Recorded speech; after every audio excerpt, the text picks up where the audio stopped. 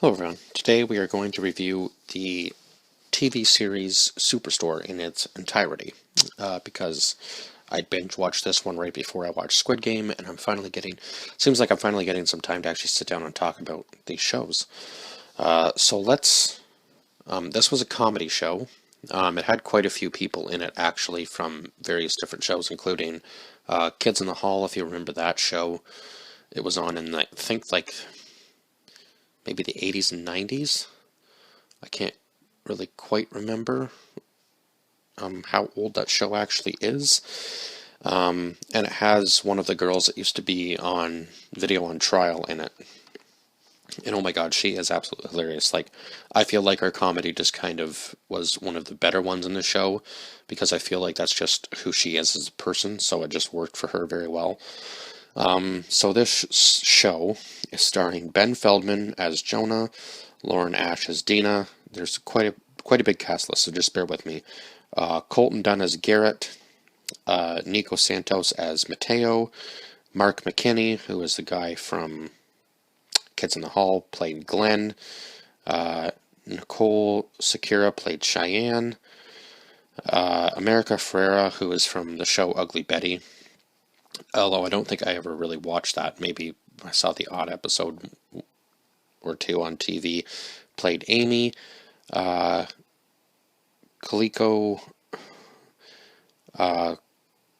Kuyani played Sandra. So that's actually funny. Her last name in the show was her legitimate last name. It was her legitimate name. That's actually hilarious. Who else? Kelly Schwam played Justine. John Barinholtz played Marcus. Irene White played Carol. Amir M.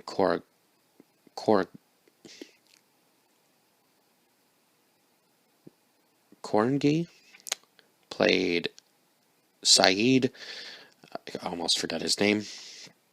Linda Porter played Myrtle.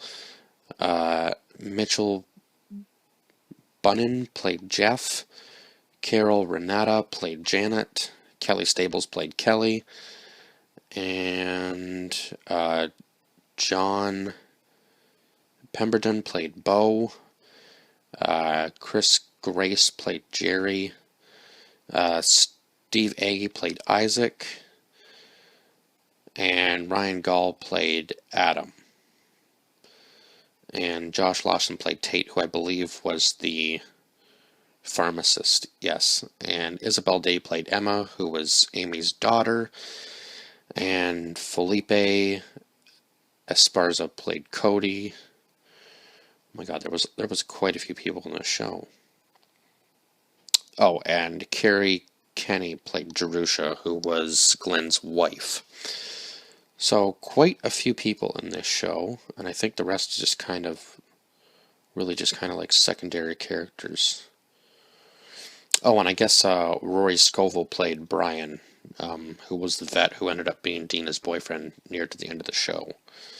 And I guess that's pretty much it for kind of, I guess, most of the main character cast. I know that's crazy to think that they were all main characters, but they were all shown quite a bit throughout the show. So Glenn is the store supervisor, and I will say he was easily my favorite character in the show. Maybe that's just because I have a special place in my heart with the Kids in the Hall show, watching it as a child myself. So, I mean, it was nice to see him back in a role, in a comedy role, I would say, doing probably what he does best as far as that goes. Now, he is supposed to be like I don't know. I don't know whether full-blown Christian is like the best way to put it, but he is I guess, man of God. Yeah, would be the best way to put it. Anyway, he's Christian. So a lot of the show is him, I don't really want to say pushing his beliefs on other people, but he tries to make, yeah, a lot of what he does is based around his belief in, a lot of what he does is based around his religion, I guess. So he tries to be a very humble person and a very caring person and giving person, and sometimes that gets shoved in his face, and other times it just seems like he's just getting beaten down for everything that good that he does, something bad always happens to him. In the end, like owing $27,000, somehow somehow there was $27,000 missing from the budget or whatever, so they ended up having to do like a whole bunch of damage to the store, and he ends up just driving through the front of the store with his car at the end of that episode. Oh my god. Just some of the stuff that happens in this show is just absolutely hilarious. And then he's trying to find a surrogate mother because Jerusha can't have a baby, so he finally decides to pick Dina. Garrett at one point lets Dina's birds out of the cage when she has to bring them to work because he wants Takis out of the vending machine. So she ends up burning all of Garrett's, what was it, Michael Jordan shoe collection, I think, was what he was collecting. She burns them in the parking lot after she finds out that that he had released her birds. Not on purpose, obviously. It was an accident. But she says she will never forgive him because they were kind of in a relationship at the time, and he decided that it would be a good idea to have sex with her, even though knowing what he'd done, instead of just telling her. He tried to help her find her birds for I don't know how long, and yeah, instead of finding the birds, he just ended up having sex with her, and then they kind of went their separate ways again after she started dating the veterinarian. And Mateo is not a documented person in the States, so that means he's technically an illegal immigrant. So he has that problem for I don't know how long. I'm not sure if he ever did get his citizenship in the show. I can't remember if he did or not. Jonah thinks he's smarter than everybody, so that always backfires on him. Dina is the, I guess, assistant manager to the store. So Glenn's the manager and Dina is the assistant manager, and they make a really good team throughout most of the show. And then eventually Glenn gives up his position and Amy takes over.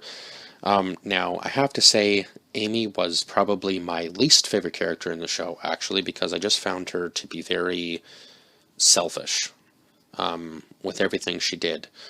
In the beginning of the show, Dina thinks that Jonah is in love with her, but that's wrong. He's actually attracted to Amy, and he doesn't really get anywhere with that, so he starts dating this other employee, Kelly, and oh my god, they were like the perfect couple. They really were. And then after, I don't know how long, there's this huge, was it hurricane or tornado type deal that sweeps through the store. And this was, I think, just before Kelly had started. They kissed then, and they kind of brush it off as just, it was kind of in the face of danger, so they didn't really know what to do, even though they did like each other. There's just kind of like a gray area there because she's floor supervisor and she doesn't want to really date another employee, I guess. So then him and Kelly get together when Kelly starts working there, and I really liked them together. And then Amy decides to kiss Jonah after, I think, what was like a year or so of him and Kelly being together. And he obviously freaks out on her, because you would, after, trying, I don't know, it's kind of hard to explain. Like, I guess he kind of felt like he waited around for her, and then now that he's with somebody else, she wants to be with him. Like, why would you wait that long, kind of thing. Anyway, Jonah and Kelly end up breaking up, and they end up getting together. So, I just feel like that's a very selfish way to act. If somebody else has already moved on from you, and all of a sudden you just decide that that's what you want, yeah, I don't really like that. I just don't like that. It's not right morally. But there was a lot in the show that wasn't right morally. Like, just talk stuff out, my God. But for the show, it was funny. For sure. And then Kelly decides to leave the store because she knows there's nothing left for her there anymore, so she transfers stores. She does kind of appear periodically throughout the show when they're going through their whole union thing, trying to get a union in the store. And then when Amy gets offered a job to become part of corporate, she decides to take it, and Joan isn't very happy about that. But they do end up staying together. Amy gets pregnant with Adam, even though after they had broken up again, or at least we think it's Adam's. We're still not really sure. It could have been Jonah's. Who knows? I guess we'll never really know because the show's over now, so it doesn't really matter. But there was. That's basically the main story, I guess. And then I guess Mateo and Jeff were a couple for a while, and I don't know. Nobody really seems to know Jeff. I'm not even really sure if he actually worked for Cloud9 or he was just kind of somehow infiltrated the business. Like it seemed like he knew everybody, but nobody really knew who he was, or didn't really pretended not to know who he was anyway. I'm not really sure how that worked, but Jeff or Mateo ends up dating Amy's brother, even though Jeff tries to get with him through the entire show. Even after that, so Jeff is kind of selfish in a way too, I guess, but not quite as bad as Amy, because she kind of flip-flops back and forth so much, like, oh, we're going to do the union thing, she's behind the union, and then when she gets offered this job, she goes, maybe the union isn't the best thing, so she just kind of does everything for herself, and doesn't really think about anybody else. That's the kind of vibe I got from her. So yeah, she was my least favorite character in the show. I don't really know what else I can say. I guess one of my favorite moments actually was when Glenn tries to be a little bit more understanding with Mateo, and I think one of the best lines in the show was when they were having a conversation about what was it, Jesus? Maybe it was God actually. And then he goes, "Yeah, I think God would be, completely open to the whole gay thing." And then I think Mateo actually said to him, "Well, maybe, who knows, maybe God was even gay."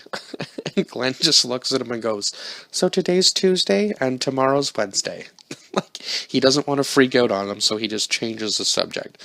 It was just, yeah, one of the better lines in the show for sure. And they actually find this whole, like, back part of the warehouse that's been abandoned basically for, like, I guess throwing out old toys and anything else that they can find that has been discontinued. That was probably one of the better episodes too. And what one was another good one? Oh, Sandra and Carol going back and forth with dating Jerry. Oh my God. Both of them were just insane, and Sandra ends up getting married to Jerry in the end, and Carol is Zen for a while, or pretends that she's Zen, like this hippie kind of chick, and then infiltrates Sandra's wedding and tries to kill her cat and a whole bunch of other stuff, and she gets hired back on to the Superstore. Oh, it just makes no sense. The show was so all over the place sometimes, but it was funny. And then Kelly actually out-psychoed Carol in the one episode just to make her leave her alone, because I think everybody was scared of Carol because of the way she talked about stuff. Like, she may have actually killed somebody. Like, that's the vibe you got from her. So I gave the show an 8 out of 10 because that's what I thought. I thought it was good. I think I pretty much liked all the other characters but Amy. Yeah, she just said a lot of stuff that I just did not agree with throughout the entirety of the show. So, I mean, she was still funny throughout the show, but it just, she couldn't make up her mind about things, and then when she did, she just ruined other people's lives, I think, really. So, yeah, she just wasn't, she was probably, I would say, almost the worst person out of all of them. When you really lay it out on this show, none of them were really the best people, but of all the people who were trying to be good, I don't really think she ever truly did. Wow, I just kind of realized that after talking about it. I don't think she ever really tried to be good. She kind of, after she took the job with corporate, she just kind of abandoned her whole morality. That's crazy. It's crazy to think about. But what else can I can't really say much else about the show. I think I've pretty much explained the story, the main storyline. But I would highly recommend going to watch it because there's a whole bunch of stuff, like even some of the stuff I might have missed. I'm probably going to revisit watching this show for sure because I think it is probably worth a second watch because, oh my God, there's so many jokes in this show and so many things that I missed. One thing that I did pick up on, though, is that in the store, they do play music, but it's just like, it's never an actual song. It's just kind of like a random, it's kind of like elevator music basically throughout the store. But then when it does a cutscene, because there's a lot of cutscenes to random things that happen throughout the store, like missing children or kids locked in, there was like a lot of missing kid jokes. One of them somehow got locked up in the gaming cabinet. Not really sure how that happened. People stealing stuff. Because booze were sold in the store too, so people just drinking the booze and putting it back on the shelf. But every time there was a cutscene like that, there'd be an actual song playing, but it wouldn't be anywhere else in the store, only when they did a cutscene. So I picked up on that pretty quickly, actually. And what else? What else was there that I guess was one thing? There wasn't really much. There wasn't really many times I think they were truly outside of the Superstore. Only a few episodes. Most of it was actually in the store. I guess that makes sense because the show was called Superstore. But anyway, I gave this an 8 out of 10. So if you have seen the show, comment down below your thoughts on it. And if you haven't, I highly recommend going to watch it. I think I said that already, but I'm just driving the point home now, I guess. And as always, like, share, subscribe, and I guess I already said comment, so I don't have to say that this time. And I'll see you guys in the next one. Bye-bye for now.